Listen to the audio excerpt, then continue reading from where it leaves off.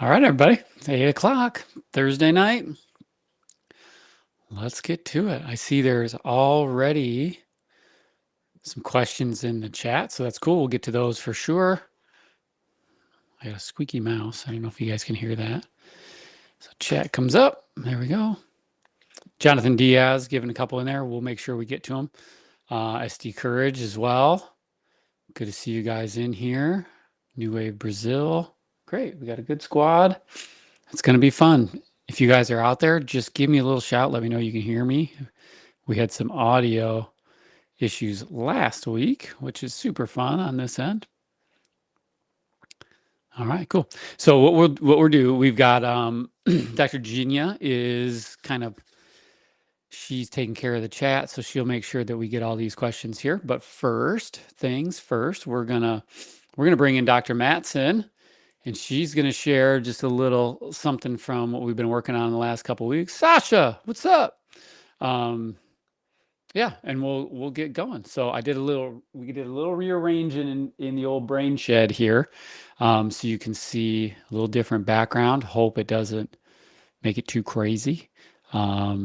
I know it's not just pure black, so it's wild. Ooh, Eileen said hunting's already started at the farm. We lost our apple tree is fully dropped, so all the deer have left the backyard.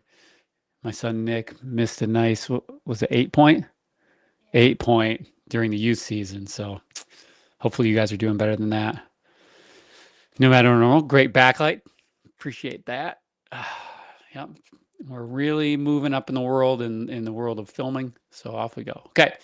So I'm going to bring in Dr. Matson. Super excited to be here, everybody. Here she is. Hello, Dr. Matson. Hello. Awesome. We can hear you well. What do you think? I know we already talked a little bit about the case that you chose to present. I'm excited. Number one, because I just think the particular person that you chose is just a great person. So I'd love to hear you tell it. And so I'm going to let you do that.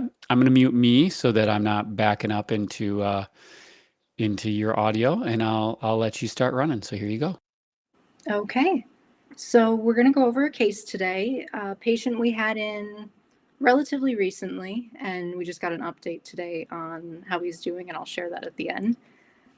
So just a little bit of background about what he came in with. So he came in with a couple of complaints, feeling really anxious up to panic attacks, kind of feeling anxiety in his chest and increased heart rate, lots of fatigue, to the points where he was bedridden at times with just unable to take and get out and do anything. He quit his job, sold his car. So just not having a great time in life. Lots of brain fog and orthostatic intolerance. So we looked at this, ran a bunch of our tests. We've talked about some of the tests before. We did all of those. I'm going to talk about some of the other things that we found in particular for him. So one of the more notable things we noticed with him was his eye head tracking. So when we had him track with his head, it wasn't smooth. There'd be a little bit of a lag with catching up. So if we had him move smooth to the side, his head would go kind of like little catch-up movements, and then there'd be a little bit of a tip. So he's not moving on a straight horizontal axis, and his vertical tracking was also... Real quick, walk me through. So when we say eye head tracking, Yes. what is that? Why do we test it? Why is it like an important thing for us to look at? I'm going to let you do it.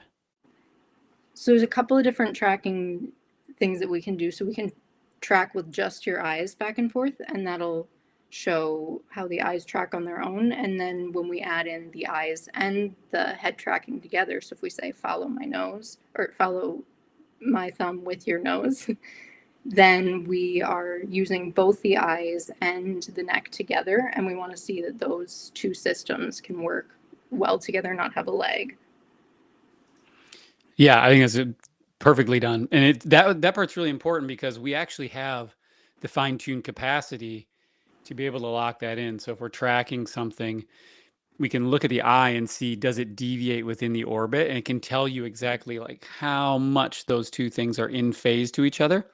And that has to be correlated between these little orchestrators that live in the cerebellum and then project into the brainstem, and they coordinate how this whole kind of postural system works together. So it gives us a big look at that. Okay, keep. Okay. So besides that, we also, during our eye testing, we have a little test in there that tests subjective visual, vertical, and horizontal. So there is, everybody has a perception of how the, what is straight up and down and what is the straight across. And there's how that is in the earth, and then there's how people perceive that. So our little test takes and blocks off all other visual stimuli, so you can't line it up with a wall or anything to cheat. And we get a measurement of what each person thinks is vertical and thinks is horizontal.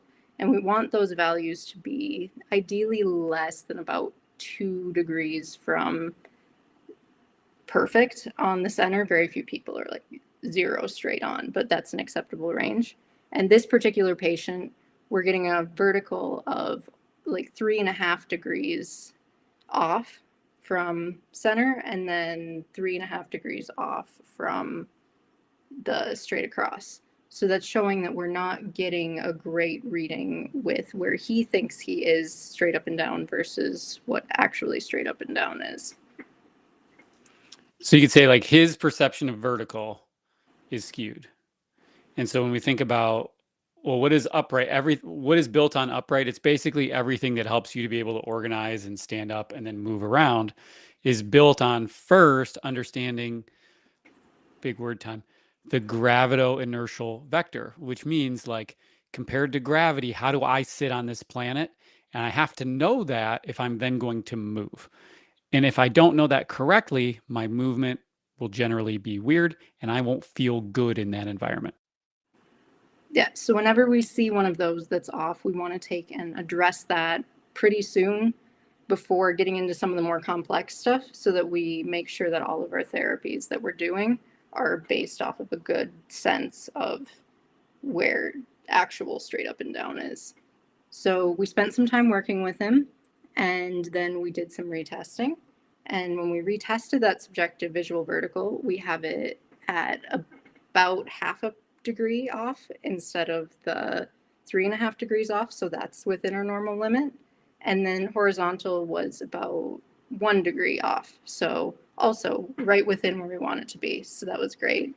We also got better vertical tracking up and down. So once we took and aligned him better in his world, he could also track better with his eyes. And then Beautiful.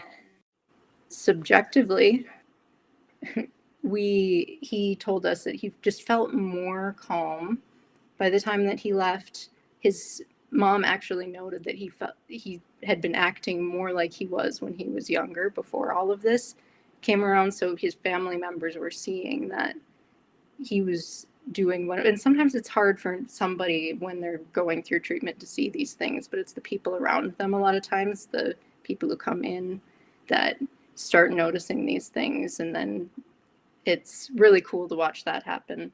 And he's been, he sent an email recently. We got an update. He's been able to play ping pong without any sort of negative repercussions from that. So we're really excited to hear that because he's a big fan of ping pong.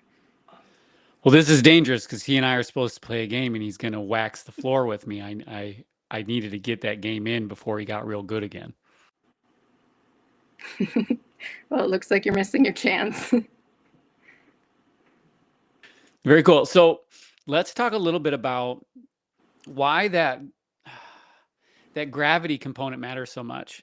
And actually, so friend of the channel, friend of the clinic, we have a good friend, practitioner named Matt out of New York, who sent me a paper today that was highlighting this concept of looking at PTSD, but then looking how that correlates to what we see with people that have vestibular problems and cerebellar problems. And what they're finding is that nobody was paying attention to it before. That was kind of one paper was like, hey, a lot of these people with PTSD also have vestibular-based problems. We should pay attention to this more. And this was in primarily a veteran population, right? And then another one, kind of looking at the same thing, where we're looking at the cerebellar flocculus, which is what's in charge of taking that information and kind of collating it all together and then pushing it through the system. And so what it what it points to that is just we just cannot skip over is the gravity. Well, the gravity is the wrong word. That's way too punny. But just how big our interpretation of the planet is. Like we have to know where we stand relative to gravity, to where we are on the planet. And if we don't, the felt sense of who we are changes dramatically. It affects not just dizziness, not just lightheadedness or being nauseous like you've been on a tilt-a-whirl, but it also makes people depressed. It also makes people super anxious. It also makes people more prone to superstition, where we start becoming really just aware and aroused and agitated by a lot of things. And then we start linking that to other things in our environment that may or may not be true. So we cannot overstate in populations where people feel anxious, where they feel depressed, where we have this malaise or lethargy, how important it is to take a real measured look at that vestibular system. And I think that's kind of like the lesson for this, not this case, but just kind of like I think that we really need to pay attention to, because we just see it missed every single day and we don't have to. Okay. So thank you for sharing that. Now, I did make a promise to our Canadian friends. They have been asking for on the lives, and I don't know if they're here tonight, so you may or may not luck out, but they've asked about one fun fact. So, Dr. Matson, what is one fun fact about Dr. Matson so we can go to the Canadians and say we did it? Okay. One fun fact. I don't know how fun this will be, but I actually got into functional neurology through interning with Dr. Keiser quite a while back, back in 2021. So I am both the newest doctor here and one of the people who's been around hanging out for quite a while. So is that fun That's enough? a fair point. That's a fair point. So, from a family of chiropractors, one of whom said, you should probably check out this neurology thing. Yeah. Mm-hmm. And then you've been in the thick of it ever since. Okay. So we got a bunch of questions here. You sticking around, or are you on report duty tonight? I have some reports to work on again. Okay. Well, eventually I'm gonna steal you guys and make you stay on the whole time with me. But I appreciate you sharing the case. It was an awesome one. We had a lot of fun doing it, and I hope it just continues to serve as some hope for everybody out there who's just kind of like, I would be the same way. So I was just, my son is over here with me off the screen, but we were just talking about the definition of skepticism.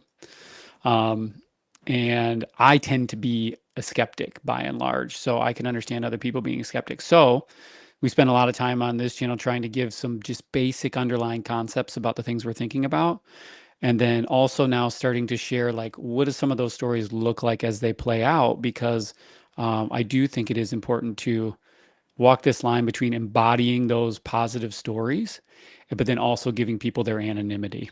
So I feel like this is the format I'm most comfortable with. But I also think about it this way. I talked about this in a short video with Dr. Jinya this week.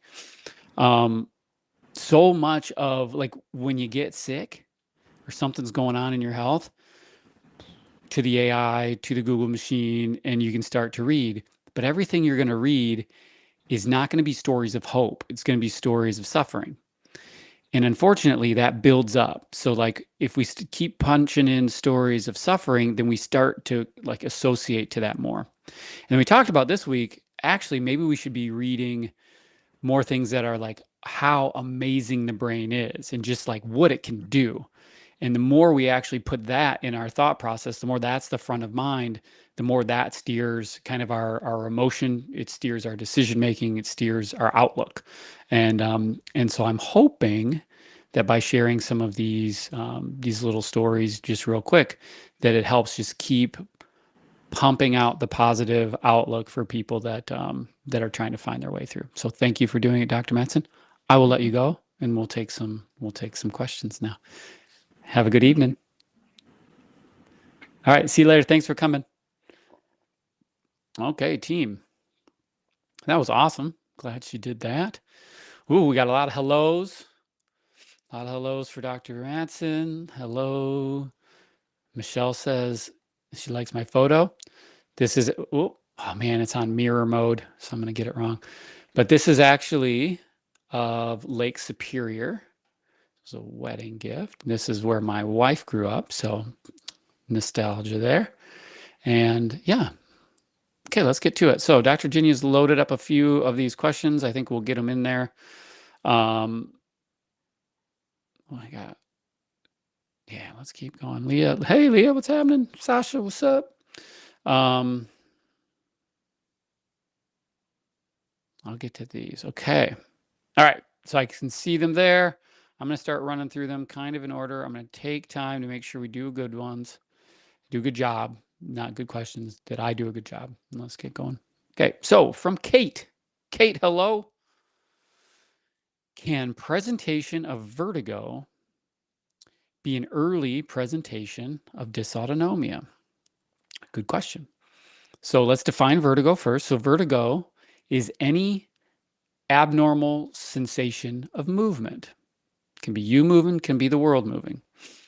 Easy way to think about that is like you are hallucinating movement. So you feel movement that is not there. Okay, so that's to start. And then so then the questions would be like, well, what could cause that hallucination of movement?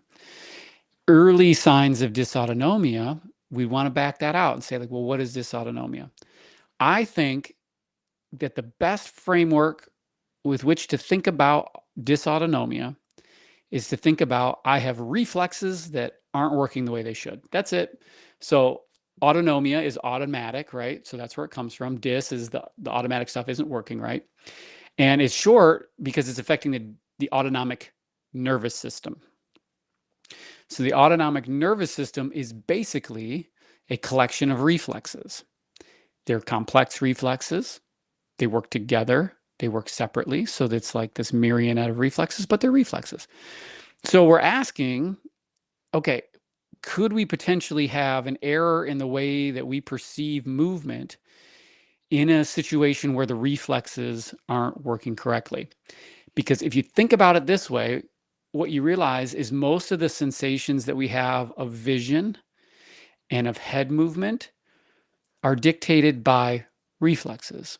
They're slightly different ones. These are vestibulo-ocular or optokinetic reflexes. But the point remains that, or cervical colic reflexes, these are reflexes in the neck. But the point remains that we see errors in the interpretations of these, and then that gets fed forward to our perception, and then it breaks down. We saw one this week where someone had been on a years-long journey talking about, man, when stuff comes from this right side, I feel like I'm tumbling, right? But then you go to the ENT and they do the basic vestibular checks. We do caloric, we do VNG, and everything looks okay. MRI's clean, CT's clean, everything's happy. We don't know what it is. But we find that when we take her right eye over into that position, as soon as we start to get over there, boom, that eye will twist. And when the eye twists, it's a reflex. So as it comes over, it's not able to finish that territory. So it will try to find a new way to get there. And when it does, the movement of the eye goes with a counter rotation of the sensation of the body, and you feel like you're doing a cartwheel. And so we were able to point that out, and it's like, oh, that's what I was feeling. There it is. That is a form of vertigo. The reason I go through the process of talking about all of those is the vertigo can be constant, or it can be episodic or transient, which means like it comes and goes. So that's kind of the second piece of it. in the dysautonomia that you may be talking about, where we have changes in circulation, right? How efficiently am I moving blood through the body? In those cases, what you may be thinking is like, man, it might be that I'm not circulating well enough to my brain. And when that happens, my brain kind of has a little glitch and then I get dizzy, which can definitely be a thing.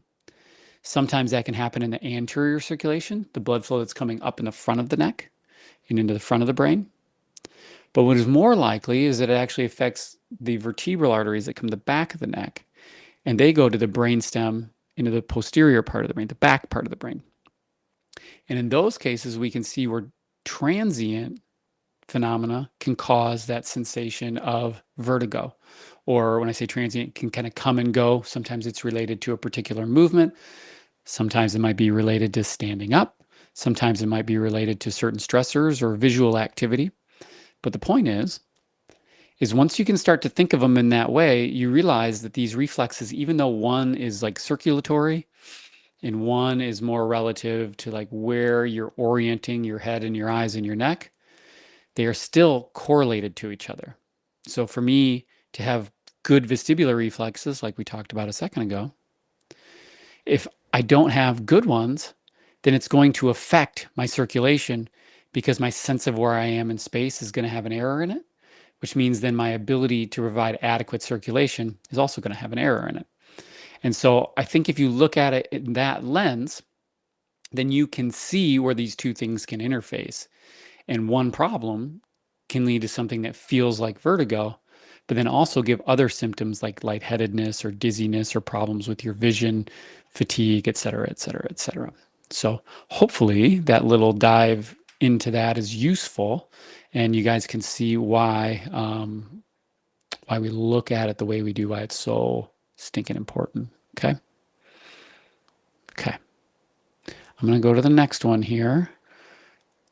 Just checking in. Okay. Let's go to the next one. So this one's from New Wave, Brazil. Hello there. Any thoughts on how thoracic outlet or subclavian artery trapped can change the equation? It's a good question. So let's define it for everybody. So number one, what is thoracic outlet syndrome? Okay, so the thoracic outlet is just kind of like this space. I don't know if you guys can see on my neck, that is kind of like in this triangle here between my trap, the muscle, and then my clavicle, and then my SCM. So this is the kind of thoracic outlet. We have nerves, you can't see them here, but they come out of the neck like little wires, and they plunge down underneath that clavicle. And then underneath the clavicle, you have a rib, and they kind of plunge down and then they go across. And well, I'm on the wrong side now. I'm mirrored in my image, so it's messing me up. So if I come here, it's going to go under my clavicle and then give me all the nerves down into my arm. With that, though, also goes blood vessel that comes around and also goes through that same little packet, right? That same little tube. We have one that's a vein and one that's an artery. And so that whole thing can become compressed by changes in postures, where we see the compression of the clavicle onto the ribs. So if we roll it forward, then we can see that that clavicle can kind of crunch down onto that rib and can cause problems in my arm. It can also, so that would be like neurogenic thoracic outlet syndrome. And then we also have vascular, which would be arterial or venous. So in the artery version, if I'm blocking the arteries here, what we can actually see is because I'm blocking them, the next path up is going to get more blood flow because we're kind of cutting off the supply to the arm to some degree, and it gets pushed up into the head. So people may experience pressure or headache or pulsatile activity into the head because we're seeing that is shunting into the carotid system. It may also affect blood pressure because we see that pressure against the baroreceptor may change because of the increased flow because we're blocking it going this way. Now, the same thing can occur going down. So if I'm blocking the vein, I may find that it's actually harder to drain blood out of my head. So I back up venous blood into my head, and that may yield similar things. I might get pressure on that side. I might get a pulsing in my ear, pulsatile tinnitus. You might notice that you feel dizzy or like your ear is full. You might feel pressure in your eye, and there might even be a pulsation there. And we can see that on an ophthalmological exam where we look at the back of the eye. So in these cases, these are all examples of how we might look at neurological or vascular compromise that is going to affect this autonomic outputs and may have symptoms that have a very strong overlap. And as a matter of fact, we see a lot of people that have different forms of thoracic outlet syndrome. We're working with one beautiful woman here this week that this is the core problem, and we're getting a lot of problems with not just pain but functionality over here, but then also symptoms related to that blood flow like we're describing. So a couple thoughts here. In a conventional system, sometimes you'll be recommended for physical therapy and sometimes not. My bias, the job that I have, is that we tend to do things that are conservative first. Can we manipulate that posture in the positioning of that shoulder and clavicle in a way that offloads that tension and allows it to work again? That's something that's pretty common. There may be times though when there's an injury and something is actually not working correctly or it's fractured or there's just a limitation of arthritis and they don't heal that particularly well. And in those cases, surgical interventions may be more necessary. Some people might give you that order differently, but that is probably contingent on like what their experience is. And mine is that people are usually very responsive to normal exercise types of treatments. So I typically would start there and then see if they don't resolve to that type of treatment. And that's usually how I would, from a baseline generalist perspective, that's how I would look at it. Okay. Okay. Doing good.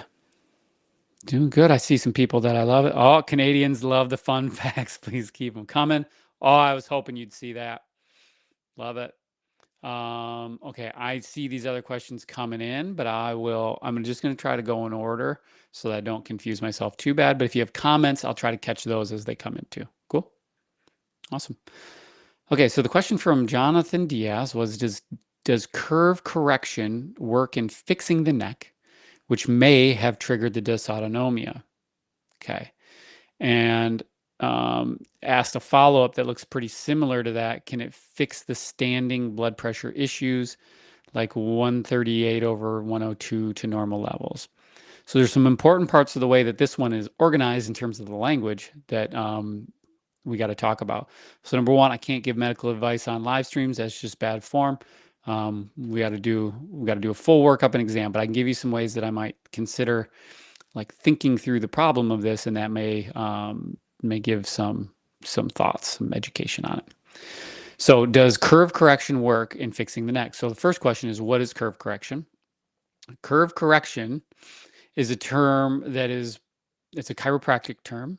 More specifically, it's a term that they use in chiropractic biophysics techniques, where we're just saying if someone is held in a position, like if your posture is in an anterior position or it's deviated, like we talked about with those vestibular findings, over time, the structure of your neck will start to try to support that positioning. And there are exercises and adjustments or manipulations that you can do that can help you kind of restore that vertical, increase the muscle bulk in the correct way. So, like, get your muscles to fire correctly, that can help actually correct the posture, which then, therefore, when you look at it on an x ray, looks like the curve of the spine looks more normal. So, even though we're looking at the spine in a film or in an x ray, remember that the spine, the position of the spine, is controlled by muscles. It's in a big case of muscles.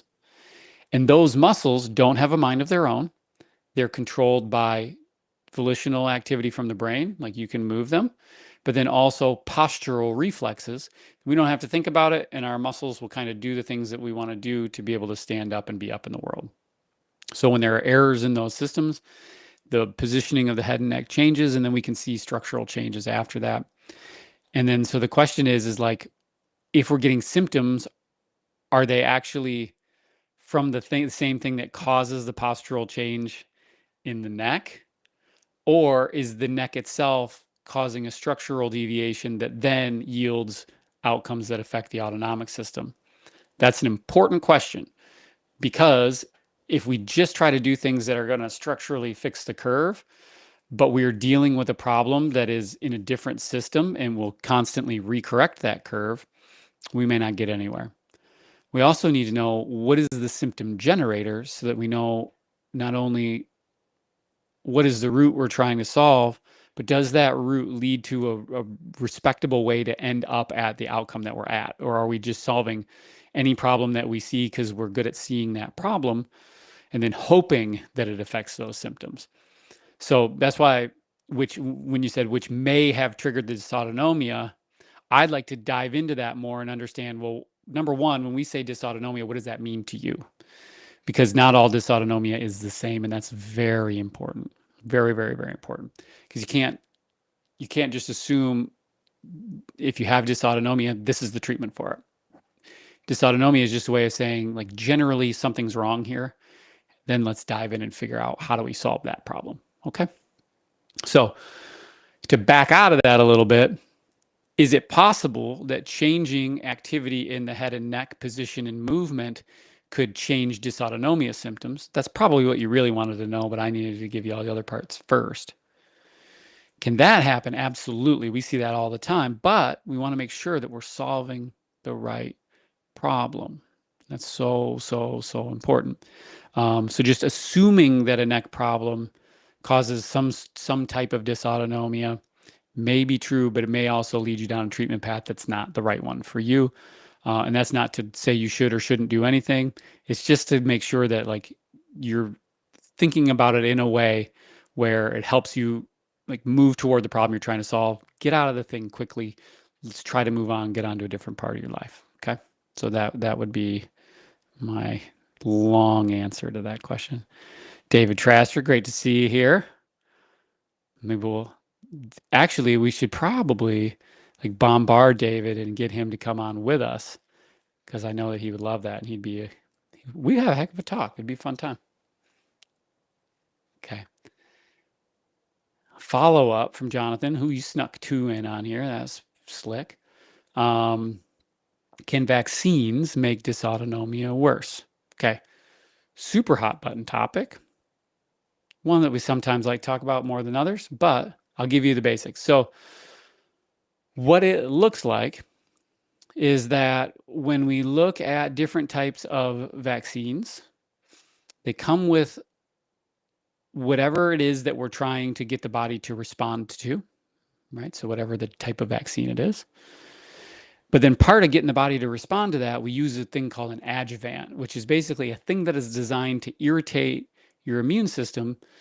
It's like poking the bee's nest so that you can get the bees to come out, right? So you're poking the immune system to try to get it come out and to respond to the particular antibody that you're hoping it responds to.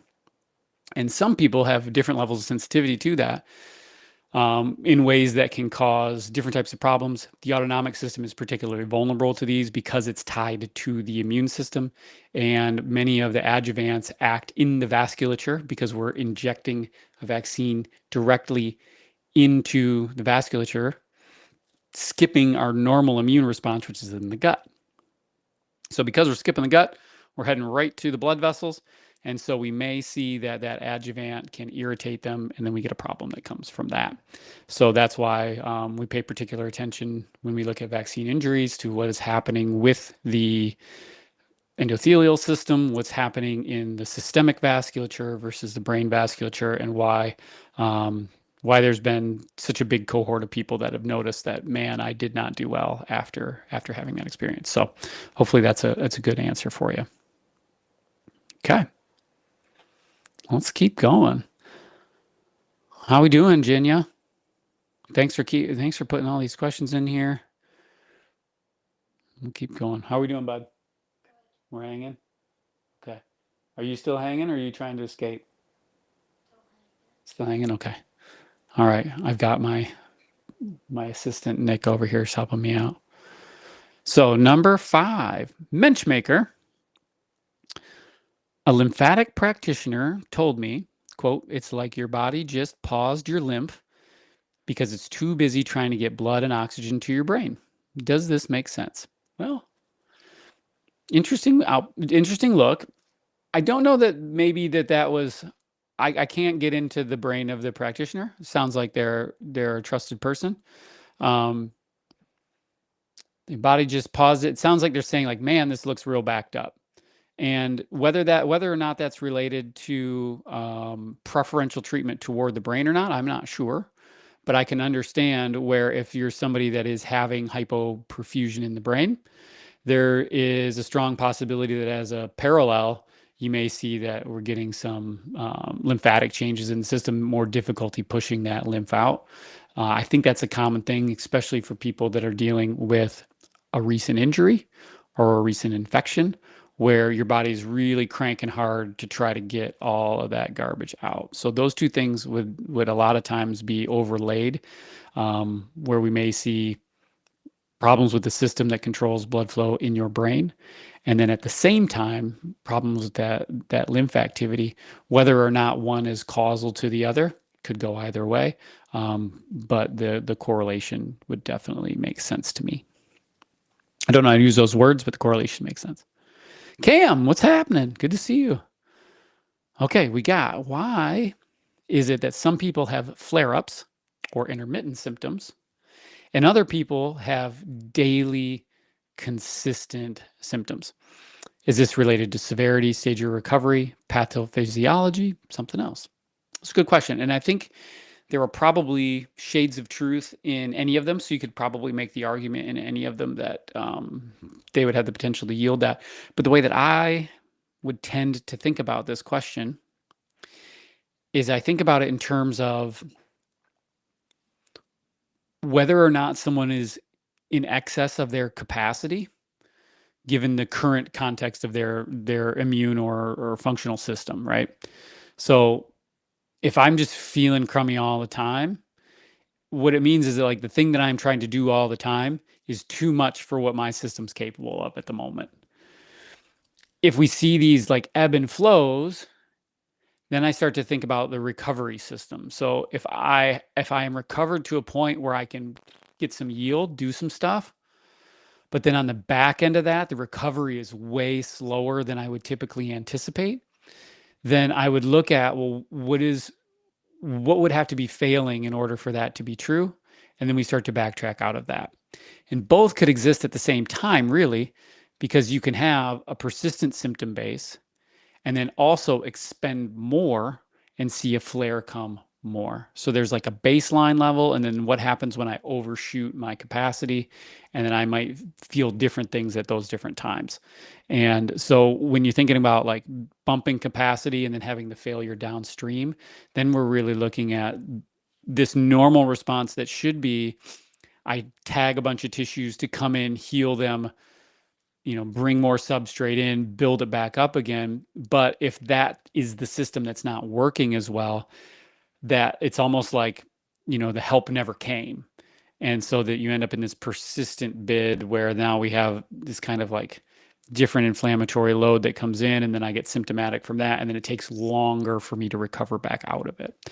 So I would say that. So just to circle back to it, summary, um, flare ups versus consistent symptoms, they may be separate or they may overlap. The consistent symptoms tell you just like right now, even just baseline levels, my body is not able to deal with this to whatever degree that is. That could be bedridden. That could be I don't make it past 4 o'clock, right?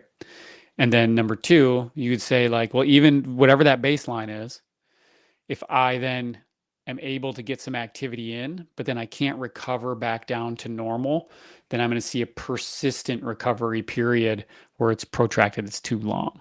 So great question. Cam's one of our people out there that is just like crushing it in the world, a fire breather of a practitioner, and is going to do great things in the field of healthcare. So keep going. SD Courage. I like this one. I can just kind of picture Um, you can picture how this one was asked. So how do we all feel about vestibular PT? Okay, well, SD Courage. Vestibular PT is just a form of training that's related to the vestibular system, right? Or even better than that would be like the whole vestibular complex, vestibulo-ocular system, vestibulo-cervical system, vestibulo-sympathetic system, like the whole thing. And then the application of that, lots of different ones. There's a little bit of art, a little bit of science. Some of it drifts toward habituation. Sometimes it's toward adaptation. What that means is sometimes it's like, we're just going to make it so you don't feel so bad when we put you in these scenarios and just like try to let your body like figure that out. That's kind of more habituation. And then the other kind of common option is adaptation, where it's helping you get stronger at dealing with it so that it's more normalized. And the quality of the care is going to depend on the practitioner that's providing it. And if we're solving the problem that we should try to be solving, or if we're just like saying, I don't know what to do with you, let's try vestibular PT and hope that that works. Because in those cases, one of the breakdowns is that the person that's doing the diagnostic process probably is not the same person that is doing the therapeutic process. So there's a disconnect in what we're trying to do and solve. And then it's harder because as a practitioner, there's not an obvious way to check your work. Whereas if you're the same person, if you're the person that is doing the diagnostics and the treatment, and that's all one big happy family, then that allows you to be able to make an observation, go do some sort of an intervention, come back, observe it again, and see if you can march that system toward progress. So I think if you can kind of factor those things into the process of vestibular PT, then it can be a huge asset. And then anything that would be less than a huge asset would either mean that we're not solving the right problem or we're just not doing it very well, or specifically to you. So, yeah, so that's kind of like my general feels on that. Okay. So Jonathan had, in a follow-up to his previous question, asked, I'm worried about getting a shot and becoming hyperadrenergic. That's not something I want to feel ever again. I don't doubt that one bit. And that hyperadrenergic part is really important because what that means is the system is trying to crank up output. A lot of times we think about that as being like the sensation of um, like an adrenaline rush, but those are maybe not the same thing. So that's important. It's just a language thing. But when you use that term, it might not fit perfectly, but I totally get what you mean.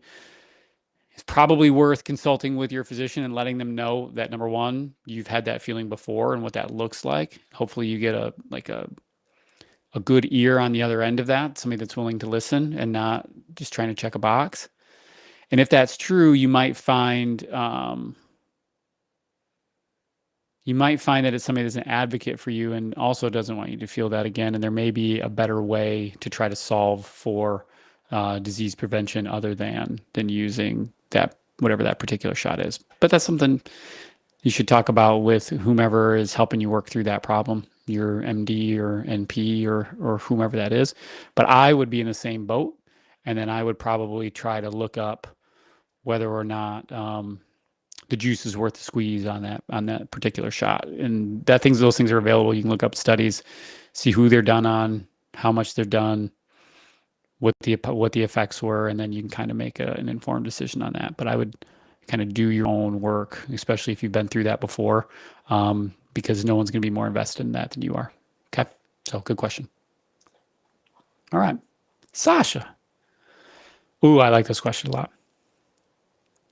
He thinks it's anxiety. Doesn't matter.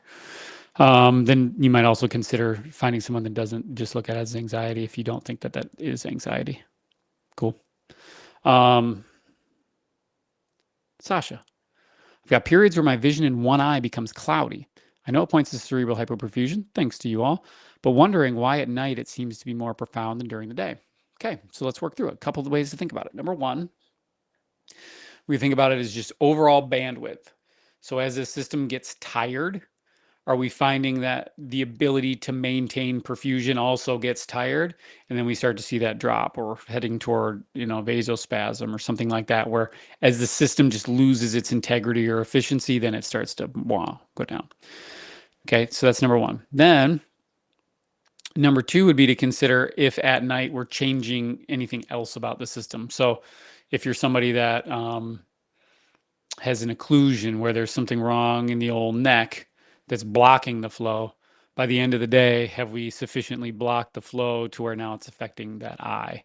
Or if there's something related to like the quality of movement, like your heart rate or like blood sugar, things like that, where we then start to change baroreceptor sensitivity and then that changes it. Or if you've been looking at your computer screen and then we notice that maybe we're just in an accommodation spasm where your lens isn't relaxing again and allowing you to kind of have that normal vision. So all of those different portions of the system could potentially be in effect. It could also be that we're just not getting enough movement into the system to drive activity in the brain, and then we see it drop as well. But they're all things that kind of come with the inefficiency of making it through the day. And we just got to work on like whatever your solve is, how do we make that last longer and longer and longer and be able to go through more and more complex scenarios and being able to maintain it, being able to hold its integrity while you're working that up. And it just takes practice building, putting weight on the bar. Good question. Okay.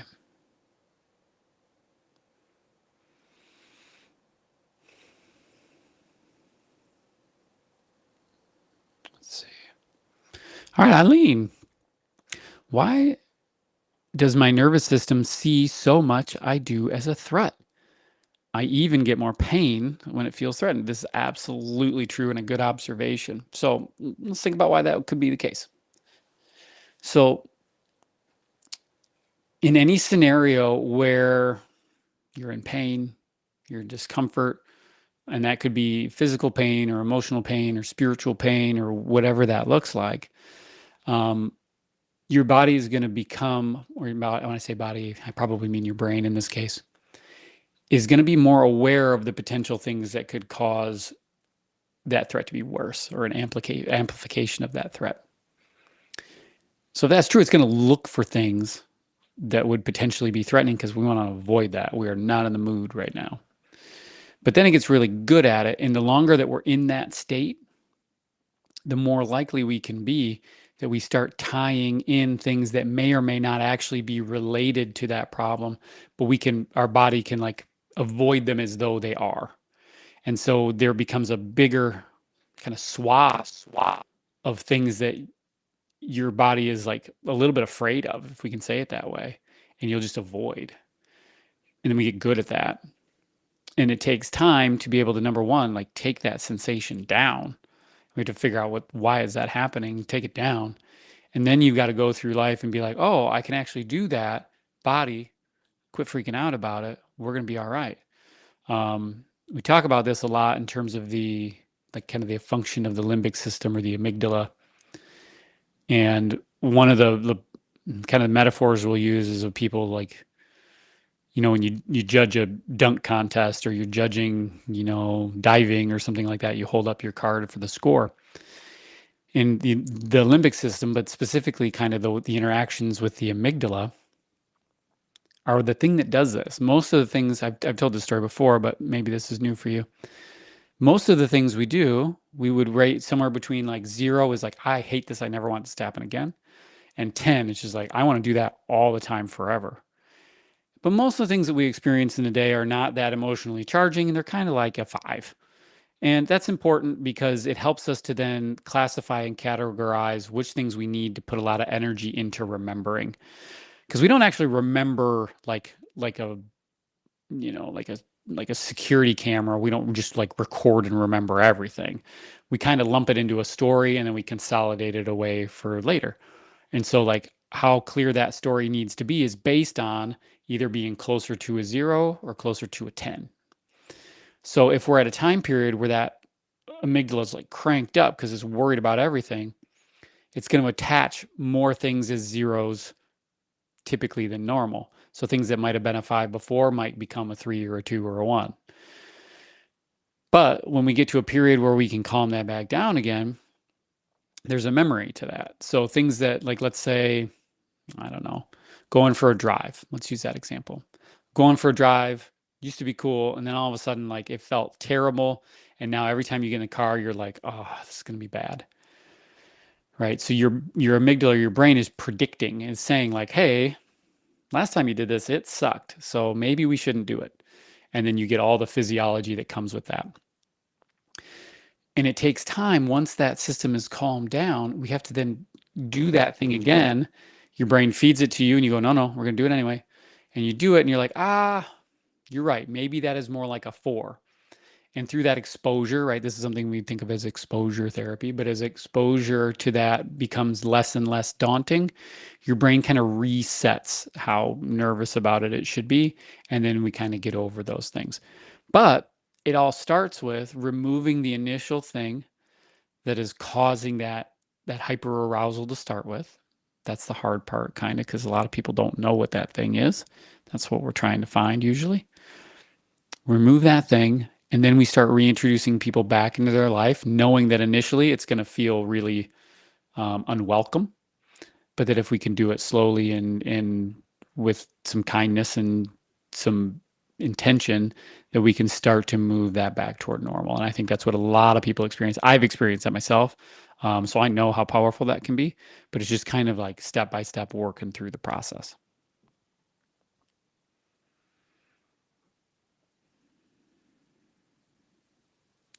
Jonathan's asking about Dr. Hauser's approach.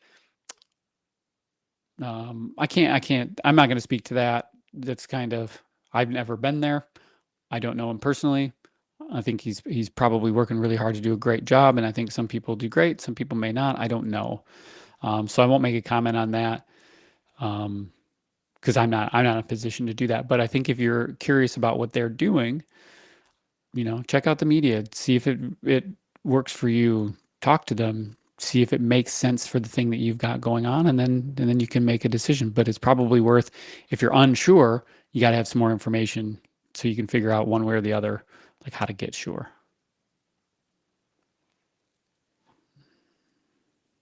Okay. Ooh. Aaron Scion Music, maybe? Welcome. Good to see you. We're rolling in on 9. Actually, before I do this, I'm going to get a little drink of water. You ready to head up? It's about 9 o'clock. You got your water? All right. My intern's got to go to bed. Kick the box in. Give me a hug. Thanks for hanging with me. Yep. Please, I'll give you a hug in a little bit. Okay.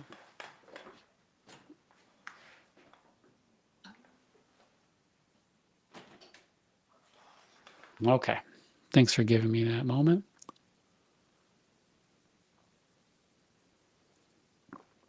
All right. That's the first time he's ever just sat in and listened. I was impressed he made it that long. That's pretty good.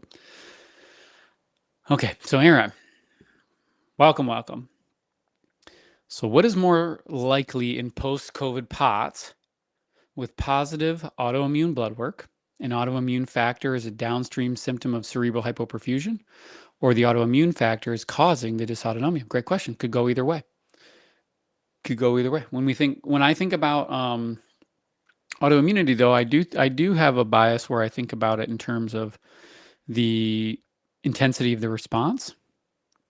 We talked about reflexes a lot earlier. That might be a framework to think about it in. So, like if I check a reflex in my arm and it jumps, there's like a sweet spot. There's like a Goldilocks to that. So we want it to be right in the middle. If it's too much, that's not a good thing. That usually means there's something going on in the central nervous system, brain, spinal cord. If it's not enough, then we usually think, there might be something wrong in the peripheral nerves, or we might have some hypotonia that's related to output of the cerebellum, right? Those are kind of the basics of that. So we want it to be like dead in the middle, perfect. And I think of our immune system largely the same way. And the reason I think about it that way is because I and other colleagues have observed that in people that have particular brain injuries, that that we will notice the influx of these types of symptoms in people where you see a correlate of like I hurt my brain, I also started being sensitive to everything and my immune system's rocking and rolling. But we want the immune system to operate the same way, right? So it should be right in the middle. So we don't want it to be too active where it's just attacking everything. That's not useful. And we don't want it to be deficient because then everything gets through and then we get sicker, right? So there's a sweet spot to that. So I do think about that in terms of that immune response. So if we're developing that autoimmunity, is it something that's just baked in? Maybe. But also, might it be that your body is having to respond to an overabundance of something that shouldn't be there? Too much of something that shouldn't be there, we talk about that in terms of toxicity. So if that could be loads of things, right? That could be something you eat, something you're breathing in, something that's sprayed in your yard, something that's in your water, loads of stuff, something you're wearing, right? Whatever. But anything that builds up like that might instantiate a bigger immune response because your body's just like, whoa, there's too much crap in here. We got to get it out, and then we're getting some collateral damage to that. And then on the other side of that, it may be that like on a signaling basis, like my brain is not doing a very good job at kind of measuring the amount of response relative to the amount of stimulus.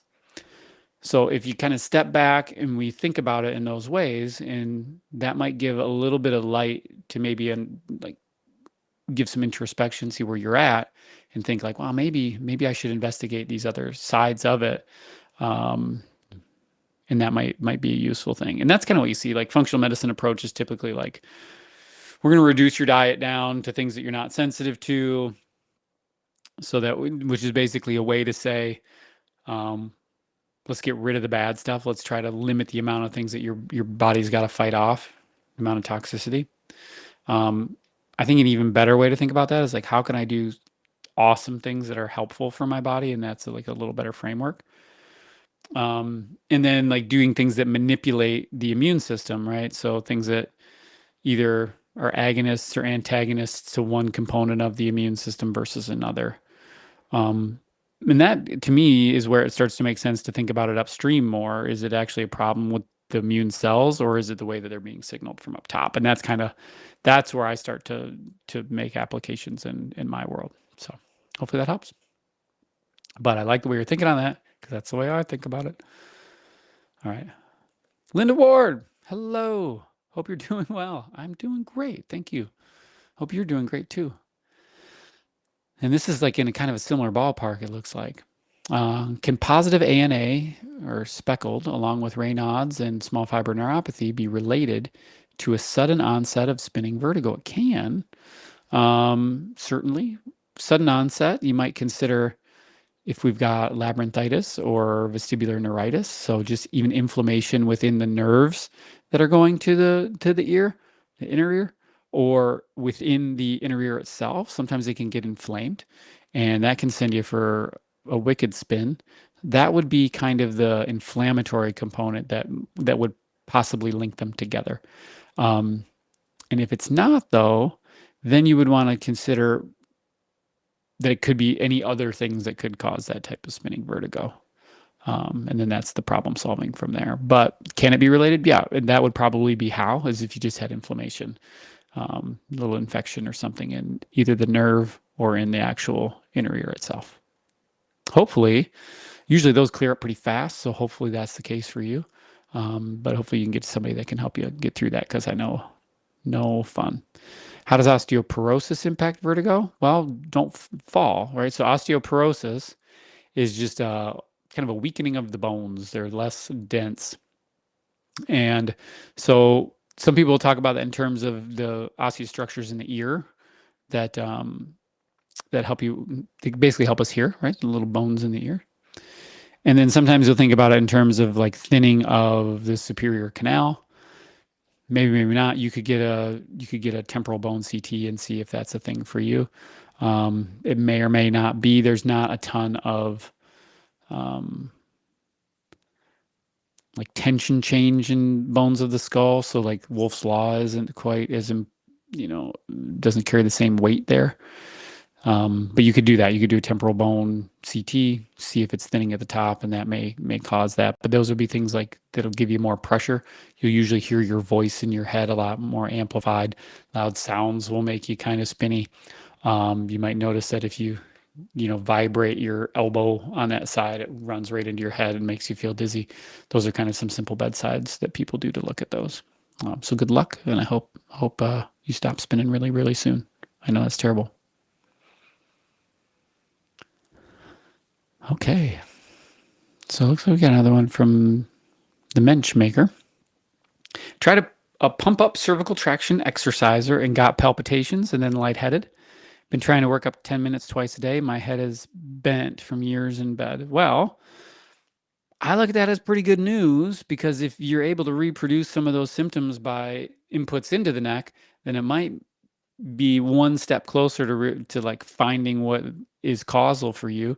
Whether that's the right tool to do it or not, I don't know. But um, it's certainly a move in the right direction. I'd encourage to continue to go down that road. I don't know. Yeah, if it might be beneficial for you to like do somebody that has a little bit more of a nuanced look, or if we just kind of keep moving toward using the pump one.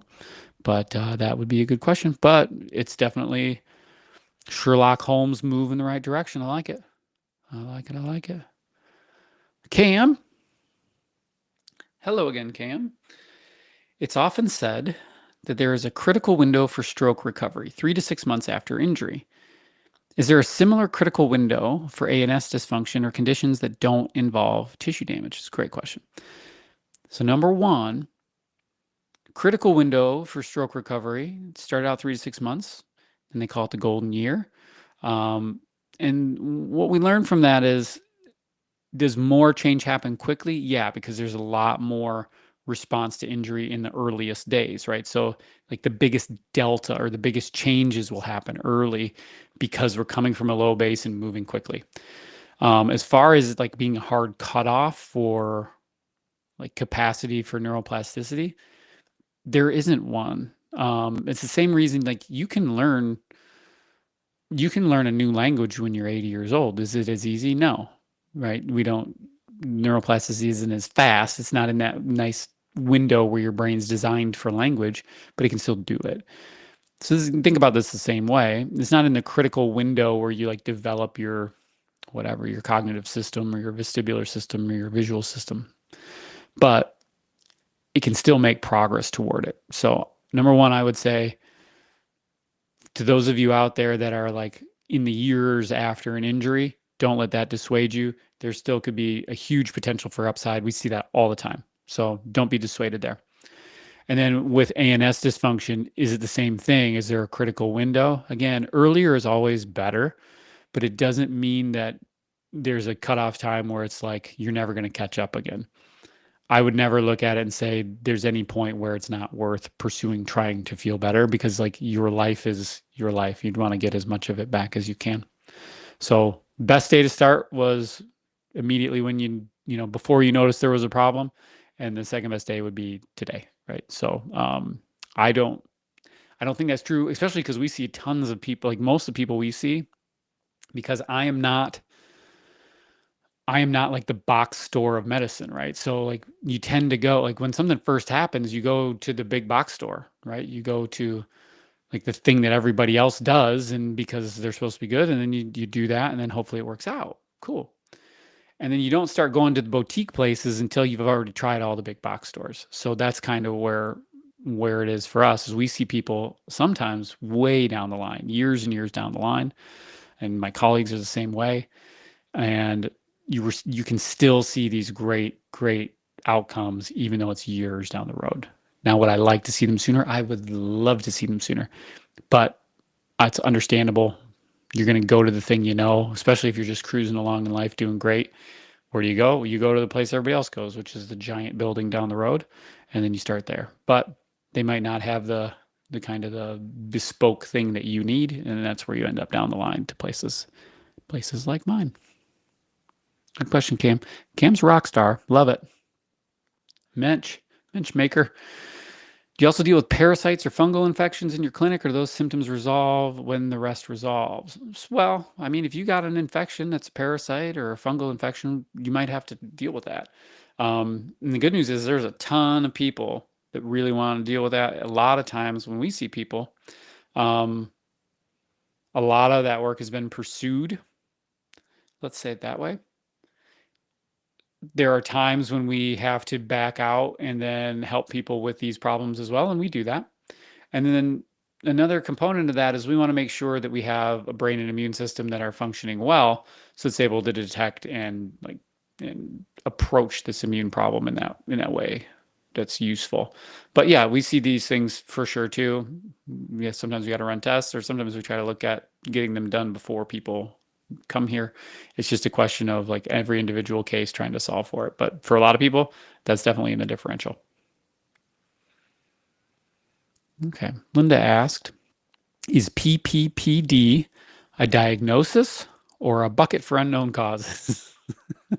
I think you already know the answer to that question. You just want to get me in trouble.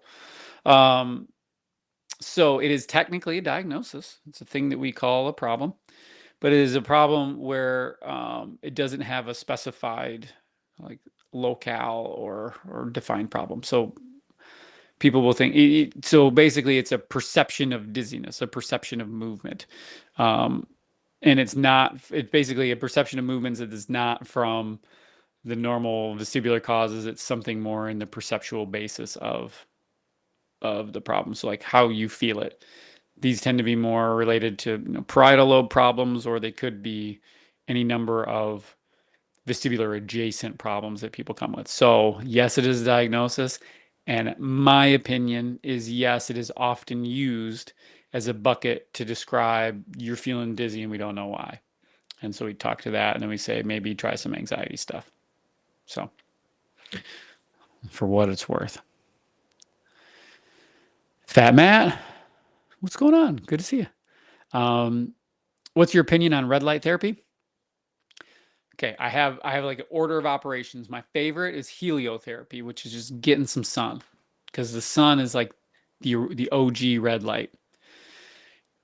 We also notice that a lot of people that come and see us are not particularly mobile and don't do great in the sun because of blood flow distribution problems. So in those cases, we will use artificial red lights as a way to get some momentum on stimulating those cells so that we can then get them outside. Some people are crazy and live in northern climates like I do, and there are certain times a year when the amount of light that you get is minimal. And if you work a job for a living, you may find that your exposure to the outdoor light is even smaller. You're going to work in the dark, you're coming home in the dark, you're living like a mole. In those cases, we might go ahead and say, like, let's use that red light in the off seasons as a way to bolster against the loss that you might have had. So sometimes we will prescribe them for people that have not been in the sun for a long time. We'll say, get out in the sun as much as you can. And then let's also use this red light as a supplement in the times that we can't be in the sun. We also have a system where we'll use a small dose of UVA and UVB as well, because that full spectrum actually becomes useful. We don't have to talk about that in great depth, although I kind of like to. But it can be useful as well to get some exposure to the UV light as well. So I like red light therapy. I think a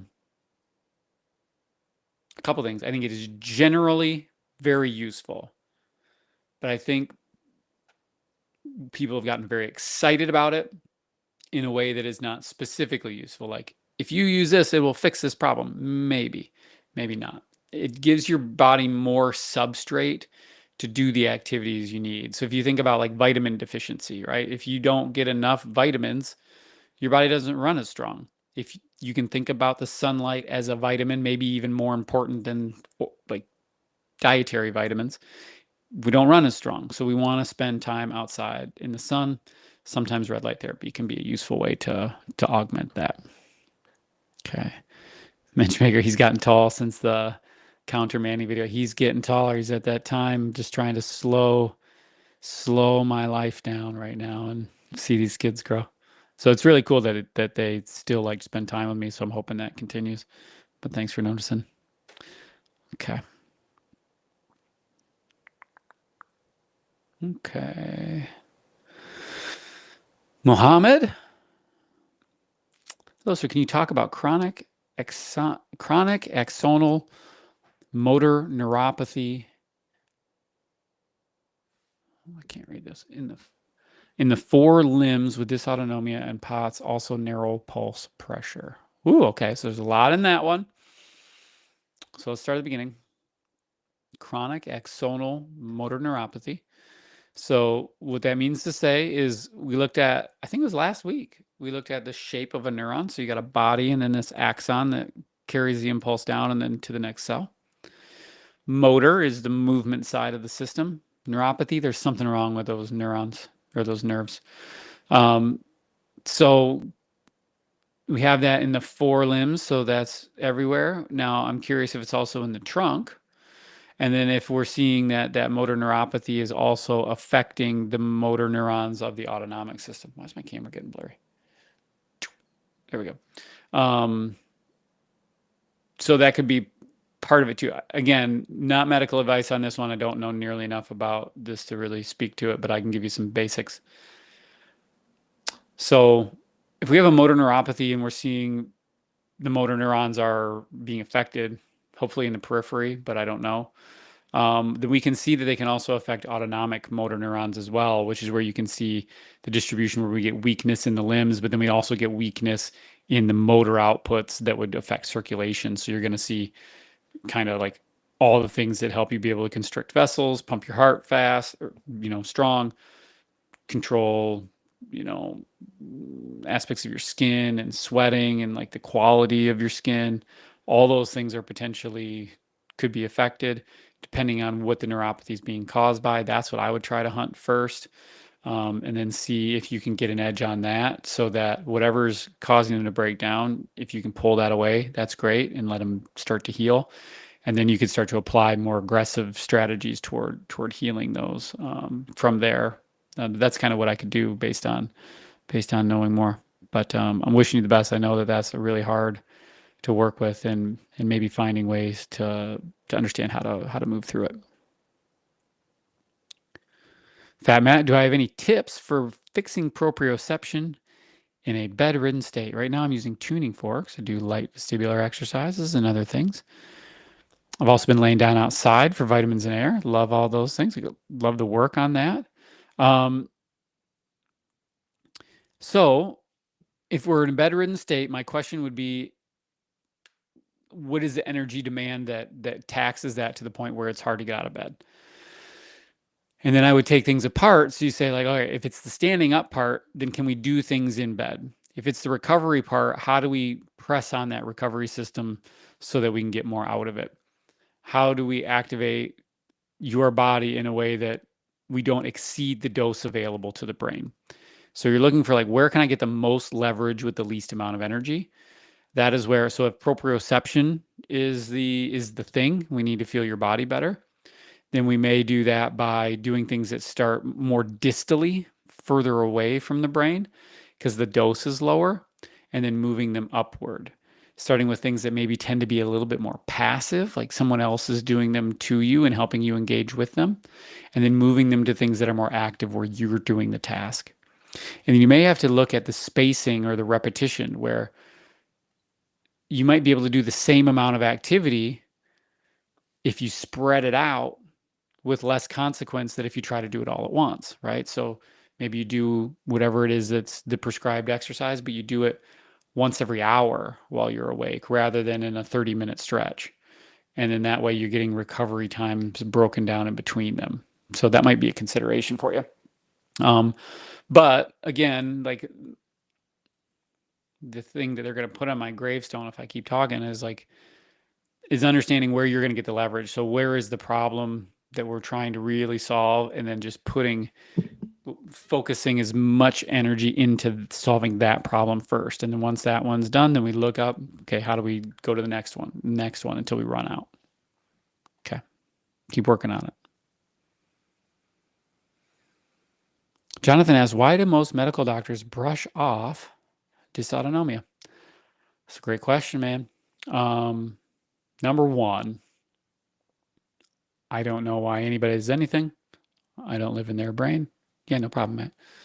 Um, I think they brush it off one probably because they've never felt it before. That's my candid, honest answer. Because I think if somebody went through it, um, the rate of empathy would probably be higher.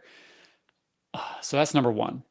And just probably not having experience or knowing what to do about it will make people brush it off. It's an easy thing to just chalk it up to like, they're probably just anxious. They're just being a kid. It'll go away. Um, and that probably sums up a lot of it, but a lot of that just comes with not really knowing what they're looking at or maybe having an incentive to try to solve it. But the more hopeful outlook to that is if we know somebody is like pretty much not disinterested from the get-go, great. Let's find another person. And then let's just keep going until we find someone that's willing to like stand next to you, take a deep breath and help you like, all right, let's go through this. Let's figure it out. We're going to solve it and then go. But if you have someone that's like barely giving you the time of day, you're probably, as much as it's tough, unless you can get them like on your side, you might have to like, cut bait and try to find somebody that can help more. Okay. And then also ask, can Eagle syndrome affect the atlas? Do you guys see that imaging, including Chiari? So two questions there. Can Eagle syndrome affect the atlas? Sure. Eagle syndrome is largely, so it's, people have started to use that term differently in the last few years. So originally, Eagle syndrome was the styloid process off the back of the mastoid. So this bone in the back here, we all have this little styloid process, and then there's a muscle that goes down your neck, right? And it attaches there. But if that attachment starts to ossify, that styloid process can get longer and it eventually will cause a problem because it goes right over by where the old vertebral artery is. And when you turn your head, it can compress it. And this is like the classic bow hunter syndrome, is what they call it, because you turn your head bow hunting, you occlude back here, and then you get dizzy. So, so like bow hunter syndrome is common from an eagle syndrome, which is that elongation of the styloid process. So, can it affect the atlas? Well, what the atlas can be is the thing that's going to be your axis and atlas, the top two bones in your neck, are going to be the thing that are rotating against those structures. So, if anything's getting too crowded in there or things aren't moving correctly, then that's where we see those impingements. And sometimes it can be because just the bones aren't being controlled well. And we find that a lot. And if you can get people to actually coordinate and move those systems better, they do really, really well, which is awesome. Um, in a Chiari malformation, what we're seeing is normally when the brain is growing at the 17th week of gestation, it's kind of growing in a line and then it folds over. And what can happen is if it doesn't do that well enough, then it sinks back down into the what's called the foramen magnum. That's the hole at the bottom of your skull. So it kind of is like almost like a little cork that falls in. And then that can prevent cerebral spinal fluid from being able to move effectively, which can, cause different problems. It can cause blood flow changes. It can cause problems with venous drainage of your head, and it basically causes all the pressure-related problems. And people feel headaches and dizzy, and you'll see this hallmark downbeating nystagmus that comes with that, with the eyes, because of where it affects the floccular system in the cerebellum.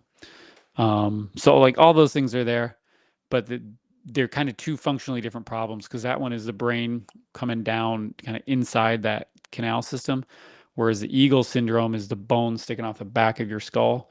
And problems with the atlas can be just from poor movement control of that joint segment that then can create what's called extraluminal compression of arteries, veins, or nerves. So it's from the outside, squishing on them. Cool.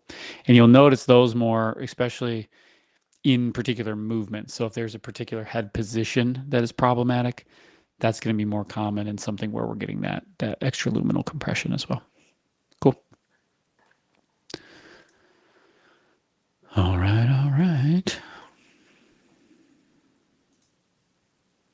Cindy, if I have EDS, Ehlers-Danlos syndrome, is this a reason why I've had torticollis twice in my lifetime and no one I know has ever heard of it? That's probably not the reason that you've had it, honestly. Torticollis is just a form of dystonia, which is where you get a contraction of the muscles on both sides of the equation. So we call them the agonist and the antagonist muscles, and they lock up together so that the movement is incorrect, and that's what causes that kind of movement of the neck. It's a form of dystonia. Now, lucky or not lucky, but fortunate thing is that it sounds like it's gone away. You've only had it twice. So those can be short-lived events where we get problems that happen in the brain. You get a little infection, you get something that affects the outputs, and then the head and net lock into that position. It's actually something that typically comes from feedback from the brain because the muscles are being over constricted. It's hyperkinetic. Now, EDS indicates that we've got tissue laxity, right? Or we've got an increase in mobility. I'm assuming it's hypermobility type. So in that case, it's not likely to be necessarily causative, or they might just be two things that kind of overlapped in one body. So I wouldn't say that probably caused it, but I'm glad to hear that the torticollis is gone. Let's try to keep it that way for sure.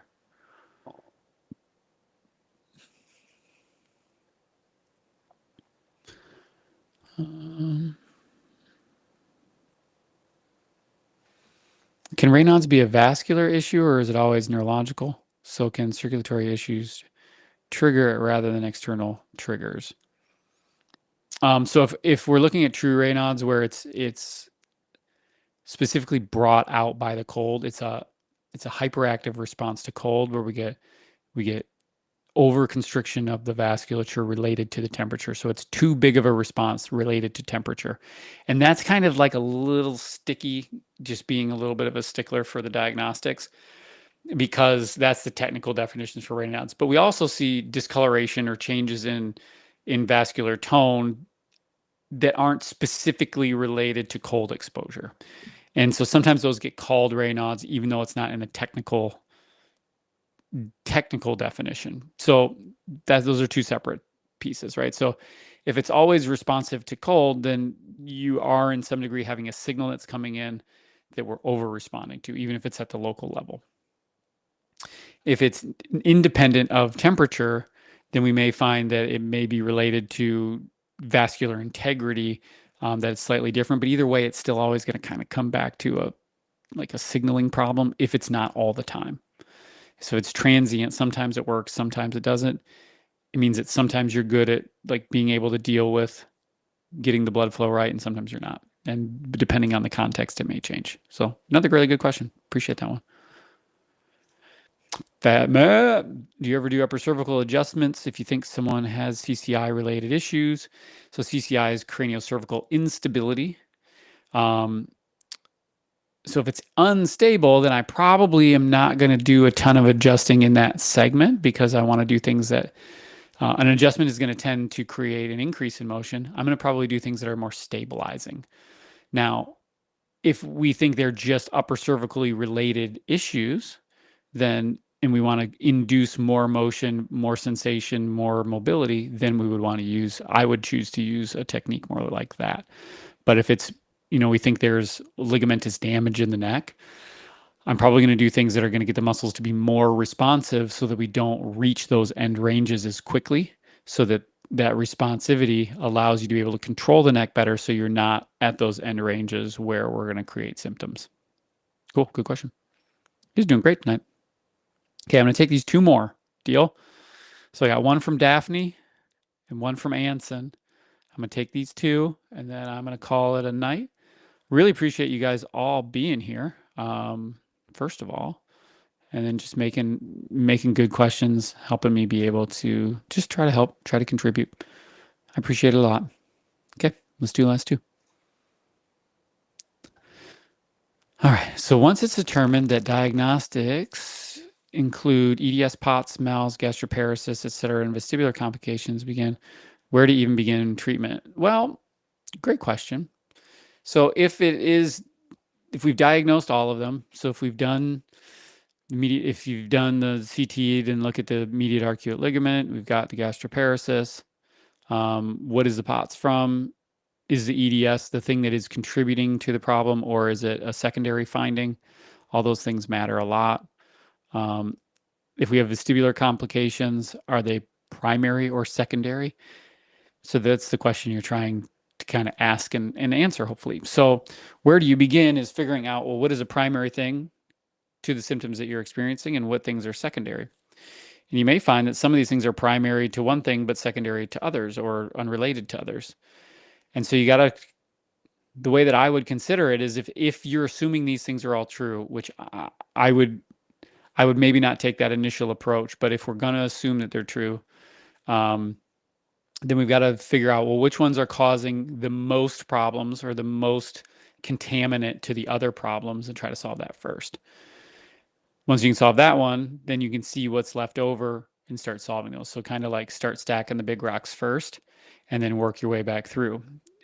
Figure out which things are upstream and which are down, which means does a problem in the vestibular system cause the gastroparesis, cause the POTS, right? And then we find out that the EDS is just an ancillary finding, and that by changing that postural component, we see that the diaphragm or the lumbar curve separates away, and the arcuate ligament is no longer compressing the vessel, right? Um, so that's how I would think about it, is starting to kind of chart out where you can get the most positive effect, reduce the suffering the most first, so that you can have the momentum to then carry that forward and keep solving the other ones sequentially after that. So good luck to you. If that's you or someone you know, we're wishing you the best for sure. Okay, last one. Anson. Strangely, Klonopin is the only thing that helps my body-wide Raynaud's like perfusion issues. I'm guessing it's from an ANS problem. I also have severe peripheral neuropathy and spine and joint pain. That's interesting. So they may be related for sure.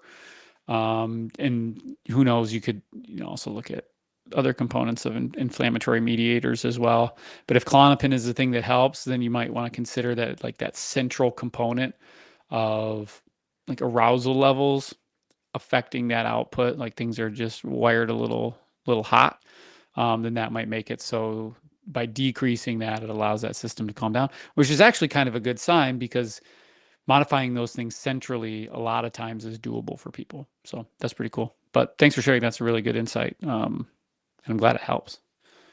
So thank you guys very much. Michelle says thank you as well. Leah says thank you. I love you guys. Jonathan, no problem. Glad to answer your questions. Hopefully it was useful. Bill Thompson, thanks, guys. I appreciate you all. Thanks for saying so. It means a lot. So anyway, another Thursday night in the books. I really enjoy this. I think I just I enjoy seeing you all here, hopefully being able to be at least somewhat useful and being able to get you going forward.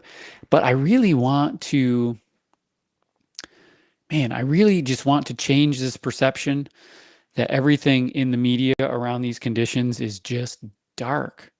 It's a lot of sad stories. So let's try to see if we can put some good stories in the world and get people's brains churning on what is possible. Because I think if we think about what is possible rather than what the limitations are, we can move a lot of people back into a really great life. So that is that's my want out of this whole thing. So if we can do that, I would love it. Thank you for doing it with me.